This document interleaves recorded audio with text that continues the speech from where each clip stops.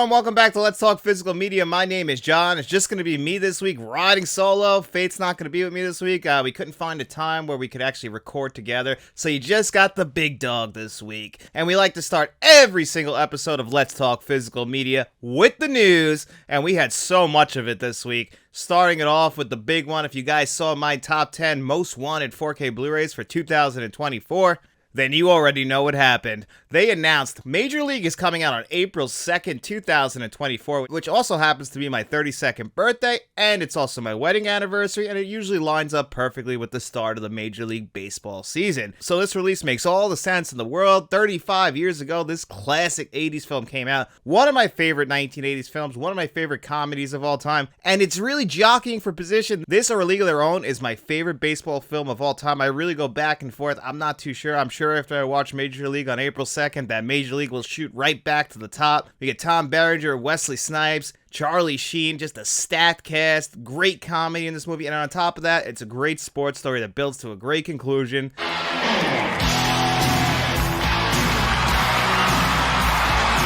Really get all the sports movie tropes in there, but it's really just turned up to 10 with the comedy, so I absolutely love Major League. That was the big one that got announced this week, also with a really nice exclusive steelbook that looks like the locker from the movie. Perfect design. Even the regular slipcover version looks pretty nice, where we get the back of Charlie Sheen's head. You know, we get the Rick Vaughn jersey. Love that. You can see the back of his goggles. That's perfect. Love both designs that they did for the artwork there. Really just a 10 out of 10, at least based on the pictures. We'll have to see it in person. We also got an announcement for 1996's Primal Fear coming to 4K Blu-ray. This is going to be under the Paramount Presents line. I'm not too sure what the hell they do with the Paramount Presents line. The releases seem to be very random. We used to get a lot more of these back when there was just Blu-rays, and then we even got some upgrades from their previous Blu-ray releases, like Trading Places was a Paramount Presents release. Then it got a 4K Blu-ray release earlier this year, and that wasn't under the Paramount Presents line. So I'm not too sure what movies they choose to put under this line, but they did choose to put 1996's Primal Fear, starring Richard Gere, Edward Norton, Frances McDermott. Just a stacked cast. This was actually Edward Norton's first movie, and I think he got an Academy Award nomination for it. Very well deserved.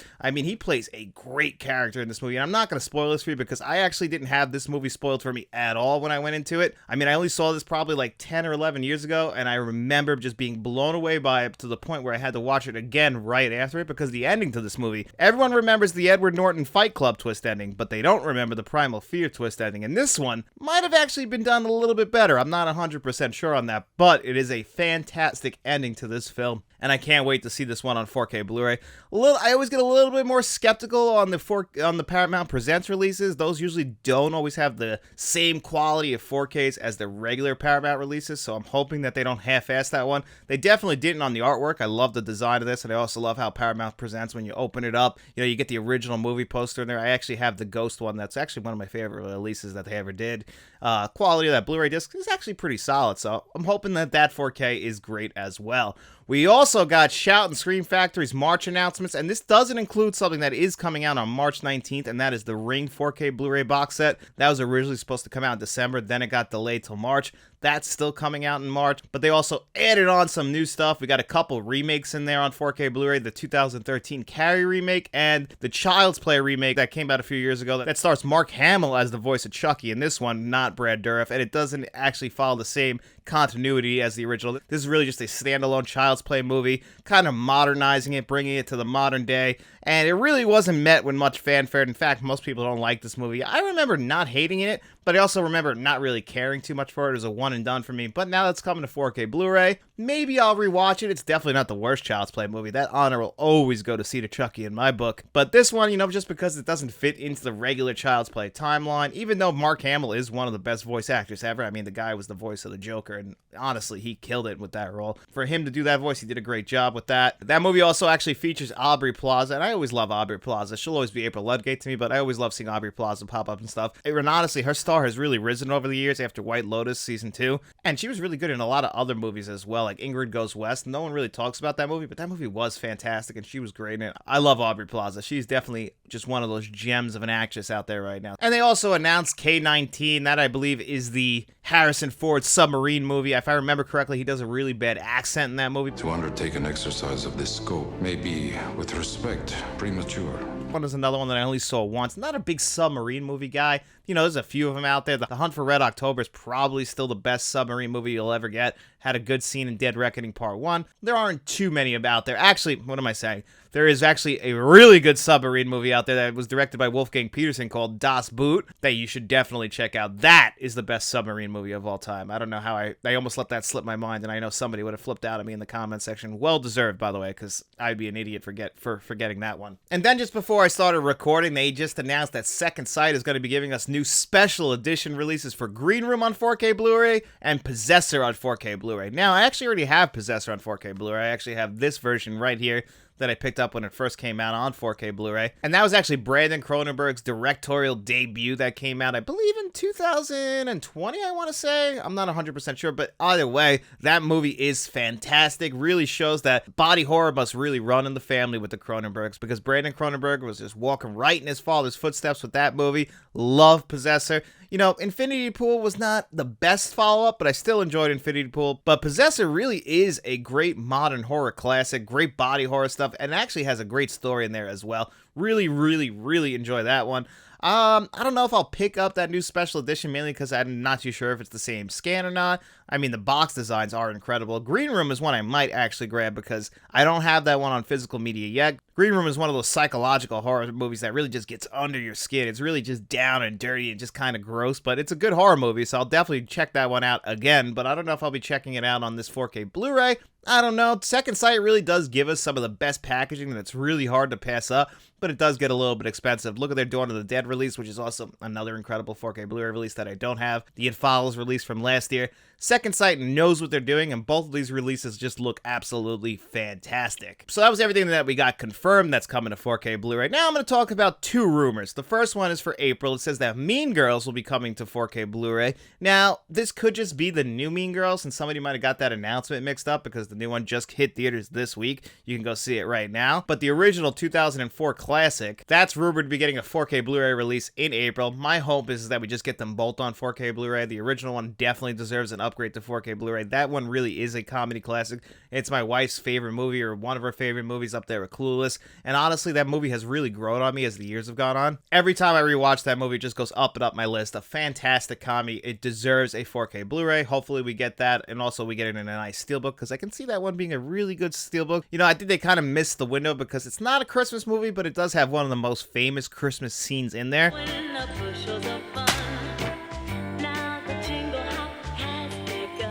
So if it's not coming out in April, maybe hold off and we'll get it around Christmas time.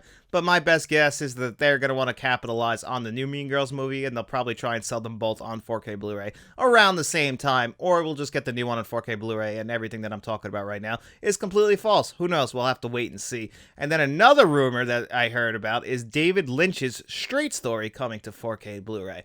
Now, I'm a little skeptical about this one because if I'm correct, this was a Disney movie, and usually Disney hasn't really been diving back into their back catalog as far as releasing their movies on 4K or Blu-ray. You know, they apparently have Fight Club just sitting there all ready to go, haven't given us that. So I'm skeptical about this one. And this is also David Lynch's most unknown movie. You know, it's a great movie. It's funny that it's called A Strait Story because David Lynch makes these very dark and gritty and just uncomfortable horror movies. This is the guy who brought us Eraserhead, Mulholland Drive, Lost Highway, Twin Peaks, Firewalk with Me. So he makes some pretty fucked up movies, and Strait Story, it's not. It's just a regular old-fashioned story about two brothers. One brother is dying and the other one decides, I have to go see him. And he gets on a lawnmower and he's just going to travel across the country to see his brother before he dies. That's the whole movie. It's a beautiful movie. I haven't seen it in probably 15 years.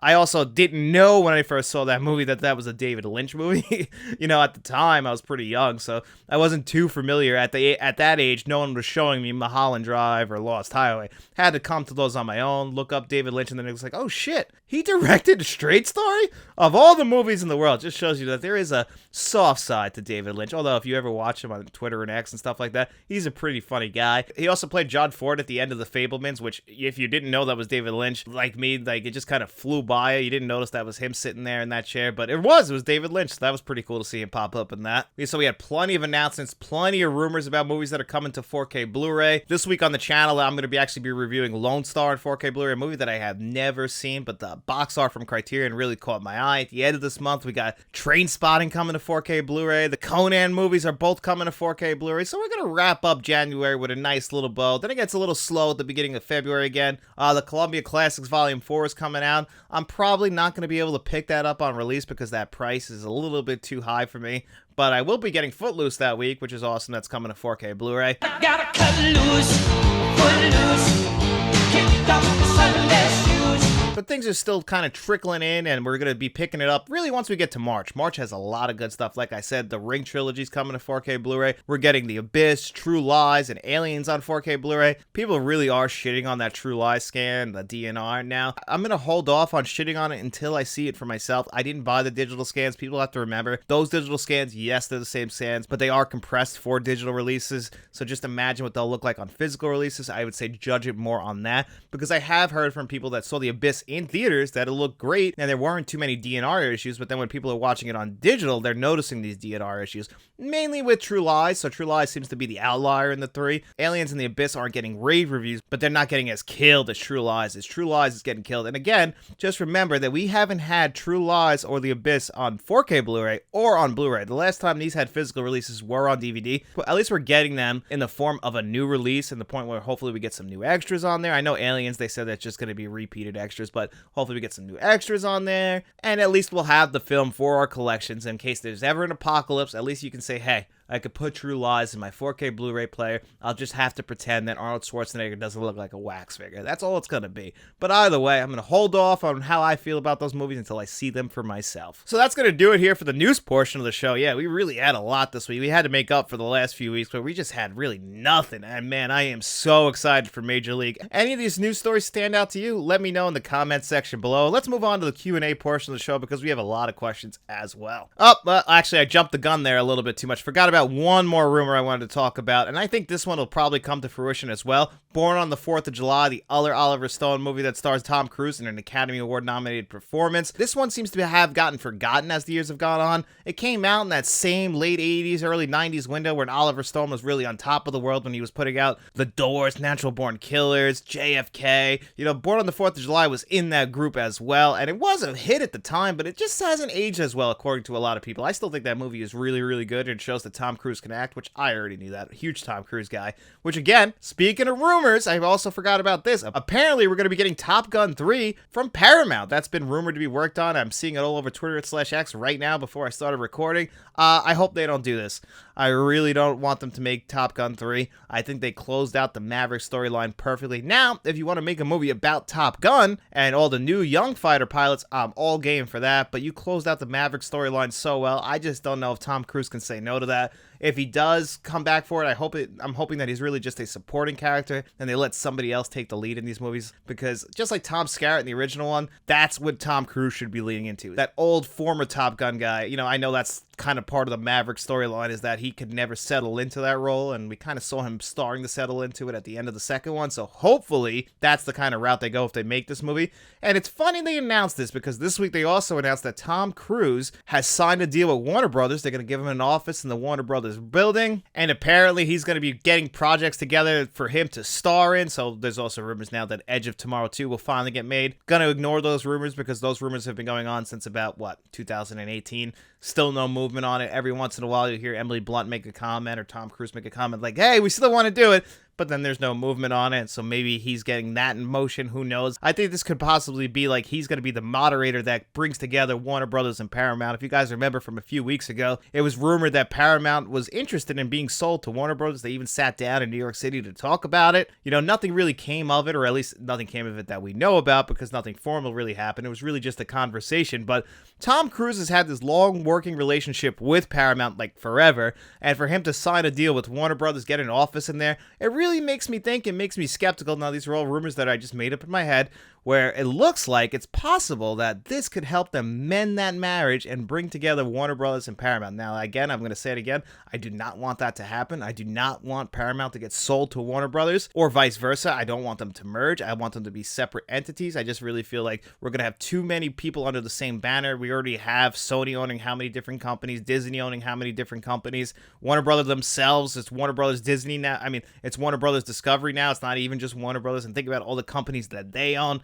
We just can't have that. We just got to have everyone be separated because it's just going to water down the market and it's just going to be harder for people to get jobs. So merging like that really does cost people jobs. And apparently another rumor that came out this week is that Disney is going to be laying off 20% of Pixar's staff during this year, to make up for the losses that Pixar's had. Now, what really frustrates me about this is that Pixar did nothing wrong. Disney bought Pixar in 2006. Pixar has put out quality product after quality product. I'm not a fan of the Cars movies, but people love them. Other than that, to me, Pixar very rarely misses. I really love Turning Red. I love Soul. Last year's Elemental was fantastic, made me cry in the theater, so they still know how to tug at your heartstrings. Now, Disney Animation, on the other hand, Wish failed at the box office last year. They've had a lot of misses over the last few years when it comes to Disney Animation. So why are the Pixar staff getting let go? Are they trying to say, you know what, you guys haven't made money? When really, Disney set them up to fail by as soon as the pandemic happened, Onward was in theaters. It went right to Disney Plus after that because theaters were closed. And then they put out all of their movies on Disney Plus until recently with Elemental.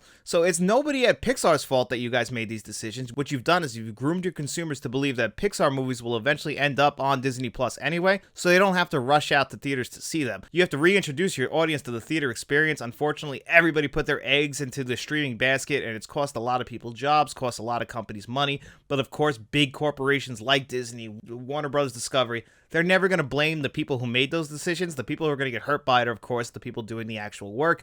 God forbid they ever cut money from the CEOs, vice presidents, or the people at the top. No, they can make poor decisions and still make millions of dollars. Meanwhile, the person working 16-hour days, he has to sit there, keep working 16-hour days, and then be worried about job security because the people who lead him have set him or her up to fail, which is really disappointing to me. I really hope that these rumors aren't true because that's the stuff that irks me to no end. I just hate corporate greed, and oh man, this world is just filled with it at this point. So I'm going to move off that and finally go into the Q&A portion of the show. Sorry about that, got off track, forgot about some news stories. And the first question is from Blu-ray Collector 18. He wrote, the underrated Blu-ray that isn't given much praise, and I actually have a shining star for this one, and it stuck out the second you asked this question, and that is the Independence Day Blu-ray. Now, Independence Day does have a 4K Blu-ray. It actually came out in the early days of 4K Blu-ray. I think it might be a Sony release. I'm not 100% sure because I actually don't have it because I felt there was no reason to upgrade that Blu-ray. That Blu-ray is lit perfectly. The colors just pop off the screen. The audio is still pretty good.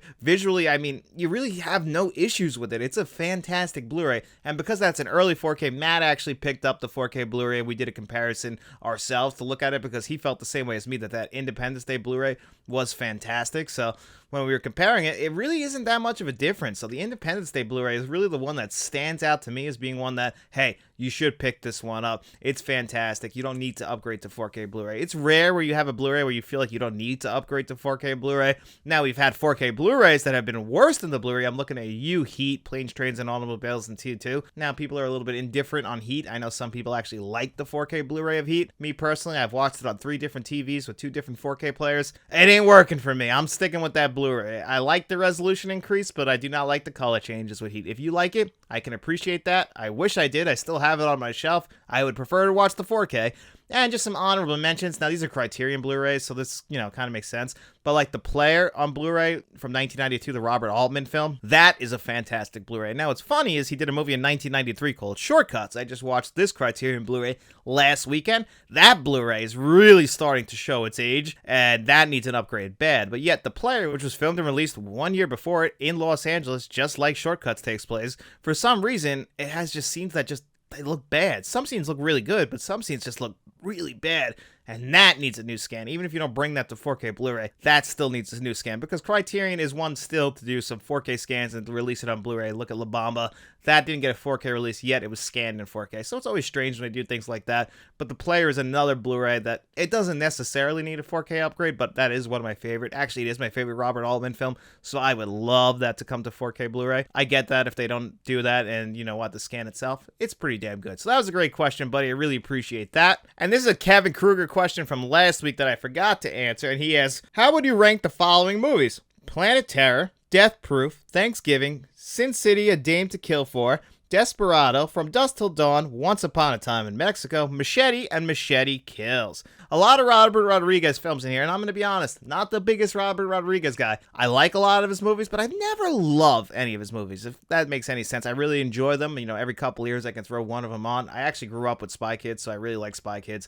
That movie's fantastic. That's actually probably one of my favorites just because of the nostalgic feelings to it. But a lot of them, you know, I just walk out of them being very entertained, but I don't really get too much more from that. So to rank them, I'm going to start from the bottom and work my way up. Number 10 is Sin City, A Dame to Kill. That one is the sequel to the original Sin City, and I just felt like it was missing all the heart from the original one. It just kind of felt phoned in from everybody. Still looks good, but didn't really enjoy it that much. And at number 9, I'm going to put Machete Kills. The two Machete movies I'm not a big fan of. Machete is at number 9. This is based on the trailer that was actually in the Planet Terror, Death Proof, Grindhouse release from Robert Rodriguez and Quentin Tarantino from 2007. They had fake trailers in the middle, and now we've actually gotten 3 movies from that. We've gotten Machete, Hobo with a Shotgun, and Thanksgiving. And the original Machete is better than the second Machete, Machete Kills. Danny Trejo is fantastic in these movies. He's got a great working relationship with Robert Rodriguez. I think he might have put him on the map for acting, but don't quote me on that. I don't know how long Danny Trejo's been around. I just know that Danny Trejo is in a lot of Robert Rodriguez movies, and he's always great. Danny Trejo is a fantastic, underrated character actor. Hey, we were just talking about Heat. He's in Heat. So those are 8 and 9. Number 7 is From Dusk Till Dawn. Now, From Dusk Till Dawn, I like the first half of that movie, all the way until we get up to the titty twister. Even though Quentin Tarantino does a bad job acting in this movie, George Clooney is great. I enjoy this movie. It's just that even though Salma Hayek in this movie admittedly looks absolutely gorgeous, but Salma Hayek still to this day looks absolutely gorgeous. She's one of the most beautiful women ever to ever walk this earth, so that's not really saying too much. She's just gorgeous. But the second half of that movie, when it makes that twist, I don't know if you guys have seen it, so I'm not going to spoil it here, but when it makes that turn, it just doesn't work for me. That was one of those twists that I kind of felt like dragged the movie down for me, and I know a lot of people love this movie, but for me, I enjoyed the first half. I like the tension that they're building up. It just didn't satisfy me in the second half. And at number 6, I got Planet Terror. Again, packaged in with Grindhouse. This one went on first before all the commercials in the middle, and then obviously Death Proof went on last. Planet Terror is very entertaining. I really enjoy it. I'm glad that they chose not to close with this one, but it retains that dark, dirty Grindhouse look that they were going for. You can buy this in the Grindhouse collection, or you can just buy it on its own on Blu-ray, which is pretty cool. Number 5, Once Upon a Time in the West. This is from Robert Rodriguez's Mexico trilogy, and this one is also really, really good. I just like a lot of Robert Rodriguez movies. Not the biggest fan of it, but Antonio Banderas is always good. We just talked about him recently in Philadelphia, and Antonio Banderas has such range. He's still a fantastic actor. He was even in Indiana Jones, The Dial of Destiny this past year in a blink and you miss it kind of role. Came in for like 2 days of work on a CGI set and just said, hey, I'll get out of here, take my paycheck and go. But still, he was charming as hell in those scenes. Number 4, Desperado. This is probably my second favorite Robert Rodriguez movie. I really do enjoy Desperado. I love the cinematography in this movie. But at number 3 is going to be Sin City. This is my favorite Robert Rodriguez movie. You know, maybe it's competing with Spy Kids, but I know that Spy Kids is just for nostalgic purposes. It's nowhere near the quality of Sin City. Sin City is a fantastic movie. That beautiful black and white, the very limited use of color, but it's so powerful the way you use it. This movie is violent. Got a good performance out of Mickey Rourke at a time when Mickey Rourke wasn't doing shit. You get Michael Clark Duncan in here, Bruce Willis, Jessica Alba, Benicio del Toro. I mean, the cast for Sin City is just huge, and the movie itself is fantastic. I know why people wanted that sequel. I remember people asking for that sequel for years, but unfortunately, it just... I think it was just too little too late, and it really just didn't have the heart and the creativeness of the original. And plus, you know, the first one really did take a lot of people by surprise with how it looked, and I just feel like it was really impossible to recapture lightning in a bottle twice. And then at number 2 is Thanksgiving, already higher than all those films. Thanksgiving was a fantastic surprise from last year. We don't get slashers like this anymore. Thanksgiving is like a throwback to 1980 slashers movies. It's over the top. The horror villain is ridiculous. You love it, though. You just love that. You love the cheese that's spread all over this. You love all the kills, the over-the-top gore, the fantastic ending. Patrick Dempsey knew exactly what movie he was in. Honestly, it had great shots out of the trailer from the original fake trailer. I loved all of that. This movie, I just loved it. I had a smile on my face the entire time I was watching this movie. Is it one of the best movies ever made? No, but it's just such a fun movie. We don't have many Thanksgiving horror movies, and this will be one that I'll be revisiting every Thanksgiving. I'm hoping, we do have a 4K Blu-ray this coming out in different regions. I'm hoping, my prediction is that Scream Factory will give us this one for this Thanksgiving, and then I can watch it every single year in beautiful 4K Ultra HD, which brings us to number 1, Death Proof. Tarantino is my favorite director of all time. Death Proof is probably his worst film,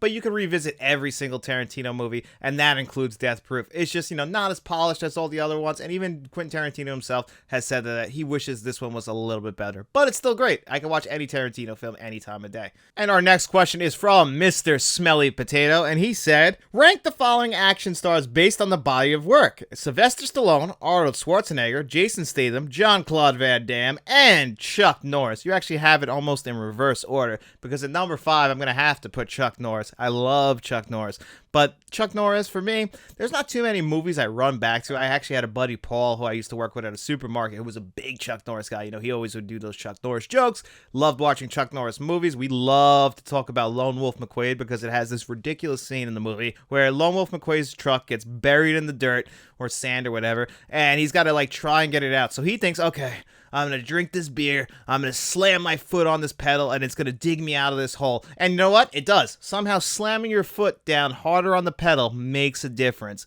Only in that universe. But Chuck Norris does have some great movies. Obviously, he's been around forever. Great martial artist. Then obviously, Walker, Texas Ranger. Never watched it directly, but it was on the USA Network, I believe, and I think it was on after Raw a lot. So I think I saw a lot of episodes of Walker, Texas Ranger. And then at number 4, I got to put Jean-Claude Van Damme. Not the biggest Jean-Claude Van Damme guy. He's got some movies in there. He's got some gems in there, like Sudden Death, Time Clock, Time Cop, Time Clock, I'm thinking about work. Universal Soldier's probably my favorite from him.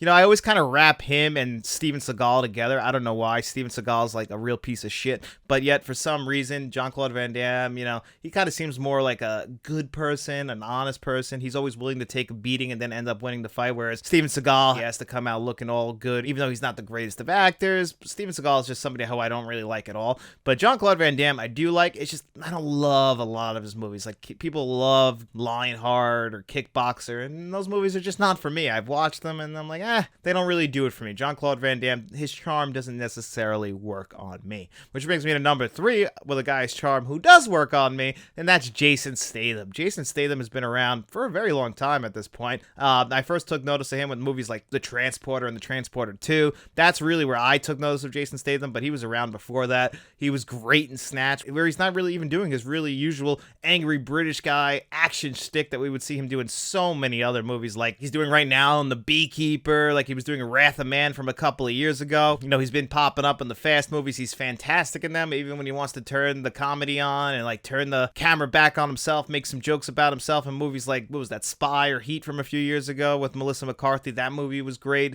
and he was great in that. I loved, he just, he's one of those actors, he can work great in an ensemble, and he could also have his own action vehicles for himself. Man, he's got that charm to him. Plays that angry British guy just so perfectly, and on top of that, great action sequences that he's involved with. Also, I think the comedy really does help him. And that brings us to number 2, which would be Sylvester Stallone. Now, I'm not the biggest Sylvester Stallone guy, but I gotta be honest, he has made some fantastic movies. Obviously, the Rocky franchise, the Rambo franchise, and I only like First Blood. I don't like the sequels. Cobra, it took me forever to see Cobra, and Cobra is fantastic. I'll blow this whole place up! Go ahead. I don't shock her. Even if he wants to do drama in movies like Copland, he should have won Best Supporting Actor over Mark Rylance for Creed. That was a shame. He really got ripped off for that. And I like Bridge of Spies, and I like Mark Rylance, but that was Highway Robbery. That was the time to give it to Sylvester Stallone. He has contributed a lot to Hollywood. Don't forget, this is a guy who gambled on himself. Can he be an asshole at points? Sure. But Sylvester Stallone, I really think that he's given it his all to Hollywood, and at some point, They should have awarded him at least something. This guy has written, directed, acted. He's put his body through hell. Look at all the injuries he's sustained during the Rocky franchise. That was one of the biggest ripoffs in Oscar history. In a fucking show that has had so many ripoffs, it really bothers me that he didn't win for that year. And then, of course, how can it not be Arnold Schwarzenegger at number 1? I don't have too many heroes. I don't get starstruck. But Arnold Schwarzenegger is one of those guys who had such an influence on me at such a young age. I saw the Terminator films at very, very young, like 6 or 7 years old. Shouldn't have been watching them then. And then I also saw Kindergarten Cop, Twins, Commando, Conan movies, and then eventually all his 90s movies like True Lies and Eraser and, Terminator 3. Like, I just love this guy. I was interested in everything he was doing. He's an inspiration. Every time he talks, you just get inspired by him, and I just love Arnold Schwarzenegger. He's one of my heroes. He's one of my favorite people ever, and I just love all of his movies. Obviously there's some in there that aren't that great, but he's always got that charm, and I know that he's not one of the best actors ever. No one's going to accuse him of that, but what he brings to the big screen is that confidence, that big old jacked body, and of course that Arnold Schwarzenegger charm that we all love. So I have to pick Arnold Schwarzenegger in this scenario. Great question, Mr. Smelly Potato. And then the next Kevin Kruger question is, what are my top 5 favorite video games of all time? And I love talking some video games.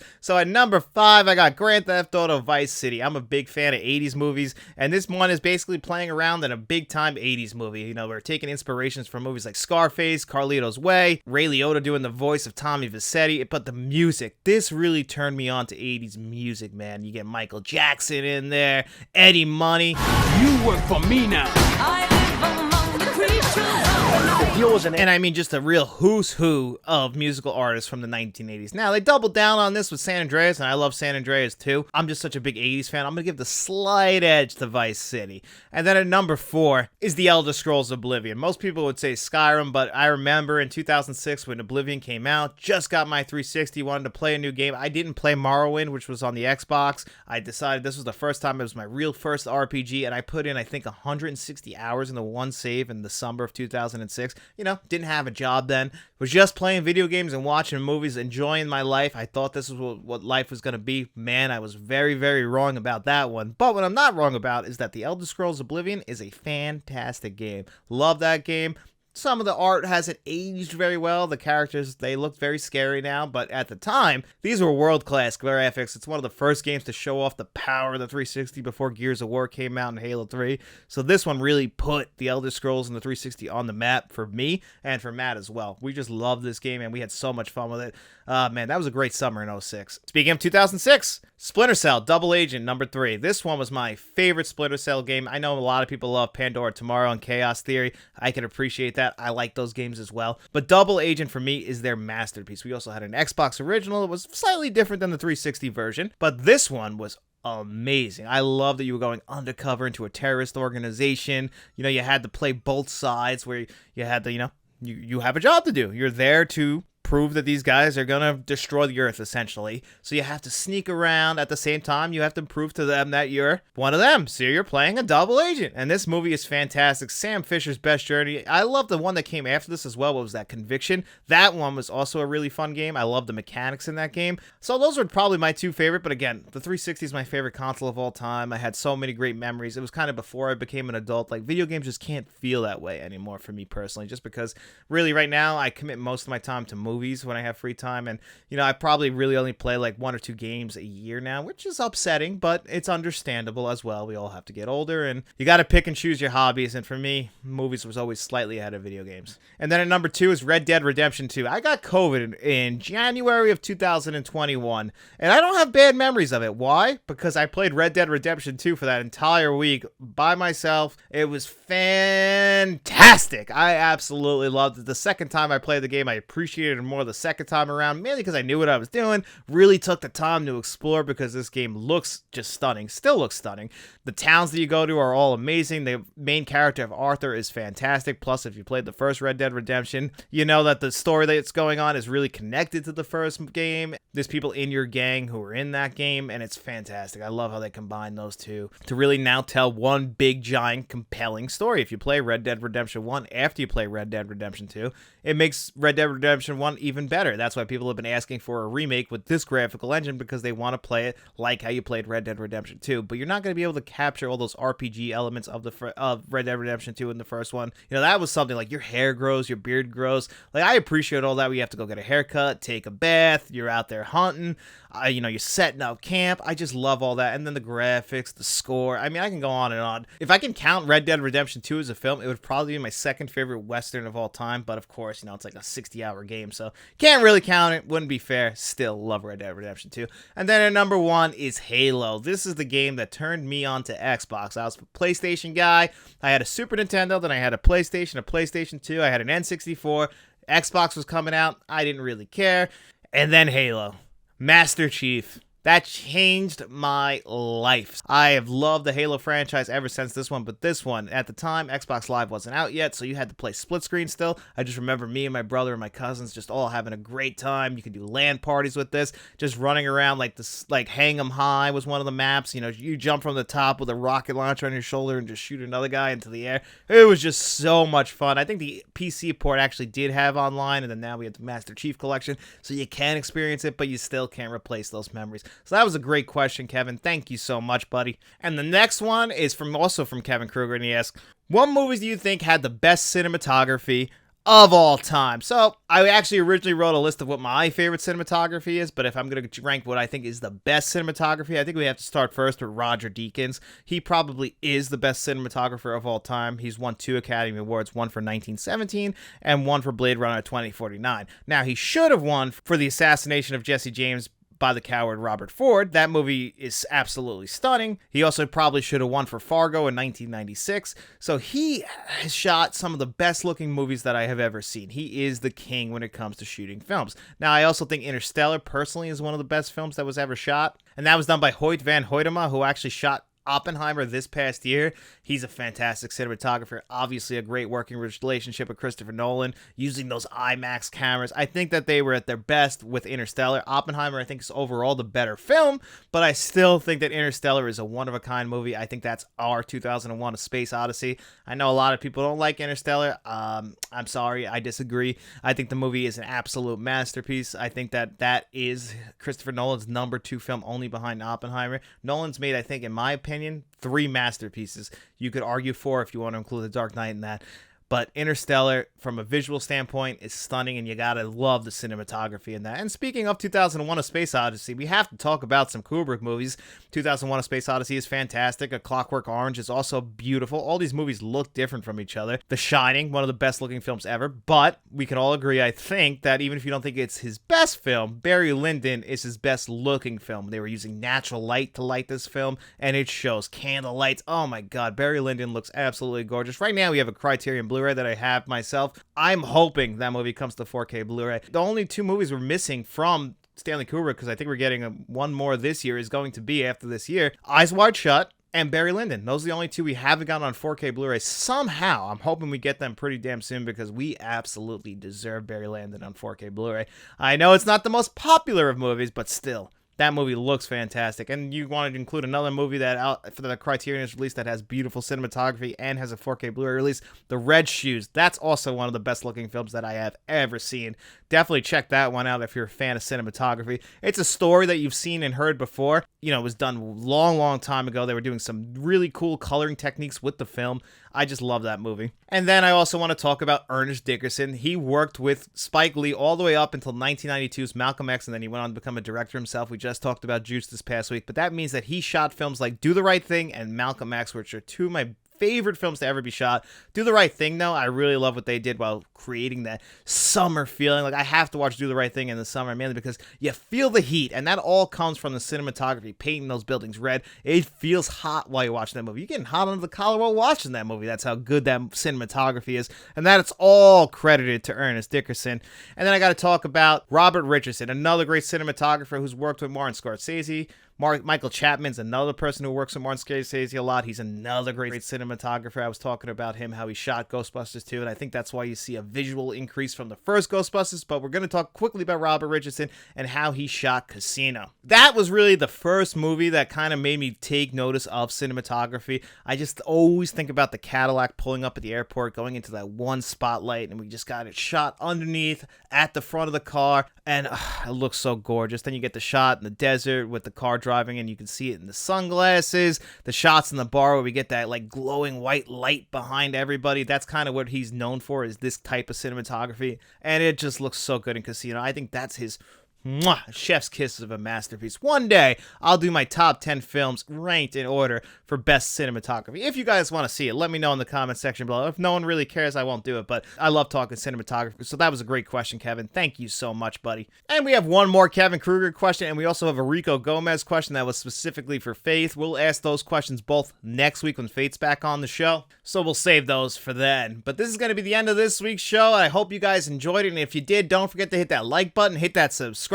button, turn notifications on, share this video, and we also have channel memberships. If you want to join that, we have a Friends of the Channel tier, and then we also have the Producers tier where you can find Mr. Smelly Potato, John Doe Juggalo, Jason Martin, and Nocturnal. And we also have a Directors tier where you can find Frank Rodriguez right now. The Directors tier has their own choice review each and every month. That's where The Dark and the Wicked came from. Frank recommended that movie to me, and thank God he did. That movie is fantastic. Go watch that review and let me know what you think of that movie. It really is an underrated horror gem that just flew by me, and I hope it doesn't fly by other people. That's one that more people should definitely check out. But if you got no money to throw away, guys, don't you guys worry about that. We just appreciate you checking out this video, and we just hope you enjoyed it. And if you did, don't forget to get out in those streets, tell your friends about us, and then after you're done doing all that, we'll be seeing you around.